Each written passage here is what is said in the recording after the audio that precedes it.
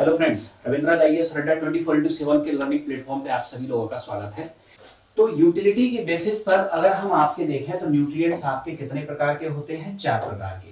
एक वो न्यूट्रिएंट्स जो हमें एनर्जी देते हैं, इस कैटेगरी में आपके कौन से आते हैं? Carbohydrate and fat. इनका काम होता है एनर्जी प्रोवाइड करना। दूसरे वे न्यूट्रिएंट्स जो बॉडी ग्रोथ एंड डेवलपमेंट के लिए रिक्वायर्ड होते हैं, इस कैटेगरी में आपके आता है क्या? प्रोटीन। इसके बाद आपके मेटाबॉलिक रेगुलेटर। मेटाबॉलिक रेगुलेटर आपके कौन से होते हैं? मेटाबॉलिक रेगुलेटर आपके वे न्यूट्रिएंट्स आपके होते हैं जो ना तो हमें एनर्जी देते और ना ही क्या करते, ना ही बॉडी ग्रोथ एंड डेवलपमेंट के लिए रेस्पॉन्सिबल होते। बॉडी के अंदर होने वाली समस्त मेटाबॉलिक रिएक्शंस को रेगुलेट करने का काम करते हैं मेटाबॉलिक रेगुलेटर, और इस कैटेगरी में आते हैं विटामिन एंड मिनरल्स। ठीक है। और नेक्स्ट कैटेगरी आपके होती है जेनेटिक कैरियर की आपके। तो जेनेटिक कैरियर यानी आनुवंशिकी वाहक जो जेनेटिक कैरेक्टर्स को एक पीढ़ी से दूसरी पीढ़ी में आपके ट्रांसफर करते हैं, इस कैटेगरी में आपके आता है nucleic acid, DNA and RNA. तो ये आपने देखा न्यूट्रिएंट्स की आपकी कैटेगरी। ये क्लासिफिकेशन किस आधार पर था? यूटिलाइजेशन, उपयोगिता या कार्य के आधार पर। अब हम अगला क्लासिफिकेशन न्यूट्रिएंट्स आपके देखते हैं किस आधार पे? On the basis of chemical composition. On the basis of basis of chemical composition।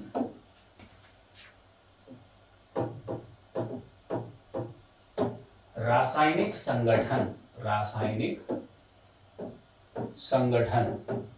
के आधार पर। तो रासायनिक संगठन के आधार पर अगर हम न्यूट्रिएंट्स यानी कि पोषक तत्वों को अगर हम देखें, पोषक तत्व, रासायनिक संगठन के आधार पर पोषक तत्वों का अगर हम क्लासिफिकेशन आपके देखें तो कितने प्रकार के आपके पोषक तत्व होते हैं? समझते चलना। पहला कार्बोहाइड्रेट,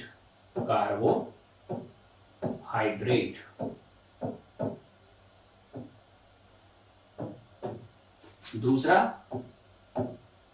फैट, तीसरा प्रोटीन,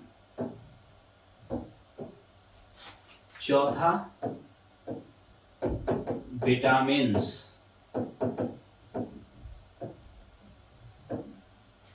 पांचवा मिनरल्स,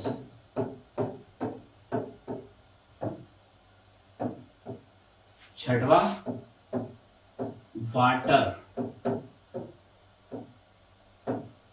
सातवां रफेज यानी कि रेशे। तो ये हमने आपके देखा रासायनिक संगठन के आधार पर आपके ये जो आपके क्या न्यूट्रिएंट्स होते हैं, ये 7 प्रकार के होते हैं। इसमें से जो आपके पहली कैटेगरी होती है कार्बोहाइड्रेट, फैट एंड प्रोटीन। दूसरी कैटेगरी को हम रखते हैं विटामिन एंड मिनरल्स। इसको समझो, कार्बोहाइड्रेट, फैट एंड प्रोटीन, इन तीनों को कहते हैं हम मैक्रोन्यूट्रिएंट्स। इन तीनों को हम क्या कहते हैं? मैक्रोन्यूट्रिएंट्स। शरीर को ज्यादा मात्रा में जरूरी, ज्यादा मात्रा में जरूरी। ठीक है। दूसरा याद रखना, ह्यूमन बॉडी में सिर्फ कार्बोहाइड्रेट, फैट एंड प्रोटीन का ही डाइजेशन होता है।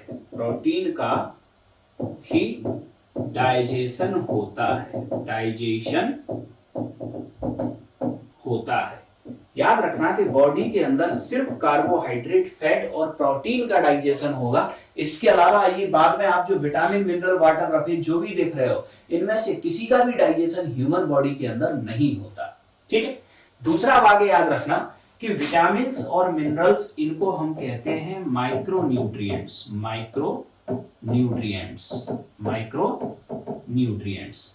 ठीक, दूसरा आगे क्या याद रखना है, कम मात्रा में जरूरी, माइक्रोन्यूट्रिएंट्स यानी कि कम मात्रा में जरूरी। ठीक, नेक्स्ट, बॉडी में डाइजेशन नहीं होता, बॉडी में डाइजेशन नहीं होता, बॉडी में डाइजेशन नहीं होता। ठीक, इसका मतलब ये सिर्फ क्या काम कर रहे हैं, मेटाबॉलिक रेगुलेटर। ये काम किसका करते हैं, मेटाबॉलिक रेगुलेटर। ठीक, वाटर याद रखना, वाटर का भी डाइजेशन बॉडी के अंदर नहीं होता, वाटर का डाइजेशन नहीं होता, वाटर आपके सीधा एब्जॉर्ब किया जाता है बॉडी के द्वारा, एब्जॉर्ब होता है। और रफेज और रेशे में याद रखना कि रफेज का भी डाइजेशन नहीं होता, इसका भी डाइजेशन नहीं होता। रफेज डाइजेशन में हेल्प करता है, डाइजेशन में हेल्प।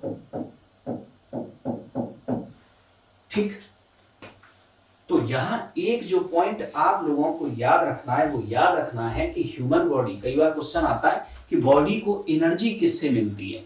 बॉडी एनर्जी सिर्फ उसी एलिमेंट या सब्सटेंस से प्राप्त कर सकती है जिसका बॉडी के अंदर डाइजेशन होता हो। ठीक, क्योंकि डाइजेशन में क्या होगा, कॉम्प्लेक्स मॉलिक्यूल स्मॉल मॉलिक्यूल में टूटेंगे और एनर्जी रिलीज होगी और वही एनर्जी आपके बॉडी को मिलेगी। तो ह्यूमन बॉडी को एनर्जी सिर्फ कार्बोहाइड्रेट, फैट और प्रोटीन से मिल सकती है। बाकी का विटामिन, मिनरल, वाटर और रफेज के द्वारा ह्यूमन बॉडी को कोई भी एनर्जी प्रदान नहीं की जाती। ठीक है, ये ध्यान रखना। तो बॉडी को एनर्जी सिर्फ किससे मिलेगी, कार्बोहाइड्रेट, फैट एंड प्रोटीन, इन तीनों से। बाकी के जो बाद के चार आप सब्सटेंस देख रहे हो उनसे आपके बॉडी को कोई भी एनर्जी नहीं मिलती। तो on the basis of chemical composition, रासायनिक संगठन के आधार पर अगर हम न्यूट्रिएंट्स की बात करें, रासायनिक संगठन के आधार पर अगर हम न्यूट्रिएंट्स या पोषक तत्वों की बात करें तो पोषक तत्व आपके 7 होते हैं। कौन कौन से, carbohydrate, fat, protein, vitamin, mineral, water and roughage. ठीक है, तो कार्बोहाइड्रेट, फैट और प्रोटीन, इन तीनों ही न्यूट्रिएंट्स को हम मैक्रो न्यूट्रिएंट्स कहते हैं।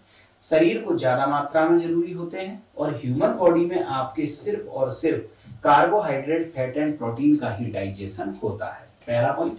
विटामिन और मिनरल्स, इन्हें माइक्रोन्यूट्रिएंट्स कहते हैं, शरीर को कम मात्रा में जरूरी होती हैं। बॉडी में आपके विटामिन और मिनरल का डाइजेशन नहीं होता, तो विटामिन और मिनरल से शरीर को एनर्जी नहीं मिलती। ये सिर्फ आपके मेटाबॉलिक रेगुलेटर या उपापचयी नियंत्रक का कार्य करते हैं। ठीक है, इसके बाद पानी, पानी का डाइजेशन बॉडी के अंदर नहीं होता, पानी को आपके सीधा एब्जॉर्ब करती है बॉडी।